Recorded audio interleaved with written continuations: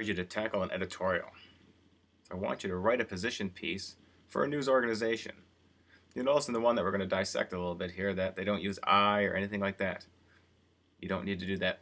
Oftentimes they'll talk about the editorial we. We believe that the government should do this or that something should happen. You really don't even have to do that. So let's take a look at this editorial the Free Press wrote about immigrants and being denied driver's licenses in the state of Michigan. As with most stories that you're going to be writing in a journalistic fashion, you start with a lead that hopefully gets some attention. So here we talk about President Obama creating an Undocumented Immigrants Act, but the current Secretary of State is sort of undermining that intent by prohibiting people from getting driver's licenses if they're not here legally. What I want to see in your editorial is take a position and take it early. So if you notice right here, the position that the paper takes in this topic is the Secretary of State is out of line and should reconsider her stance on this issue. Further on in the editorial, then, we move on to the explanation of what's going on. So what is happening? What's the sort of context of the situation? So that should be done very briefly. You don't want to spend a lot of time on this because it's an opinion piece. You want to take a position. You notice there's a link up here. This links to a previous story. Many editorials that appear online or in news organizations' publications refer back to a story they've written. So this one refers back to a story about driver's licenses and what's going on, sort of an unbiased news story about it, and then the editorial board at the paper decides to write an opinion piece about it. So a brief explanation of what's going on. And then you have the rebuttal, and this is where you make your big arguments against the policy or against the change or whatever you think should be done. This is where you bring in other sources, other material, and take a position and support it. And again, sort of look at what's going on here. There's a copy of this attached to this folder, so you can take a look at it separately, but making a number of different key points and supporting those points with different opinions and ideas. The bulk of the editorial falls into the support category. So once you introduce the topic, take a position early, offer some context, probably 2/3 to maybe 3/4 of the editorial focus on your support.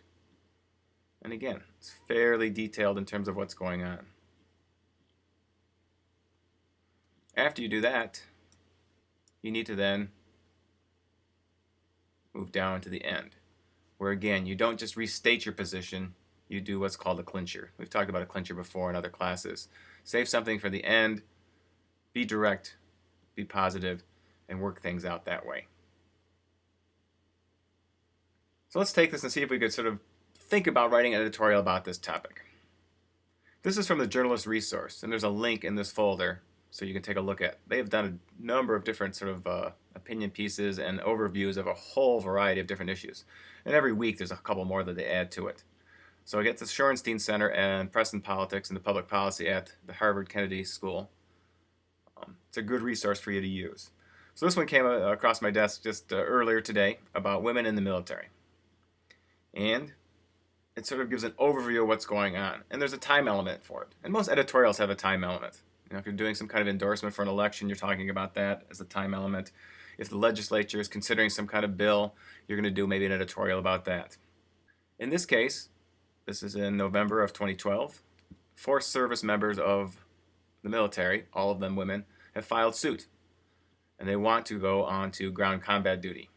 And right now the current policy prohibits that. So if we were going to write an editorial about this topic, what I'd first have you do is get informed about it. And again, the Shorenstein Center and the Journalist Resource is a great place. And here's a number of reports and stories about the whole issue that they've collected in one place. And so just going through these, you can sort of see what they've done here. Right, so once you've got that information and you sort of looked over it, you've got to be well informed. It's got to be an informed opinion. So do some research. Spend some time digging into this. So let's say you want to take a position on this. And again, whatever position you take is fine with me as long as you support it. So if you think that women should serve in combat duty, take a position saying that. If you don't think they should, take a position saying that. So do the research, figure out what's going on. So let's go back to our editorial and sort of see what we do. So what would you do for the lead for that? If you want to talk about women in combat, what kind of lead might you use?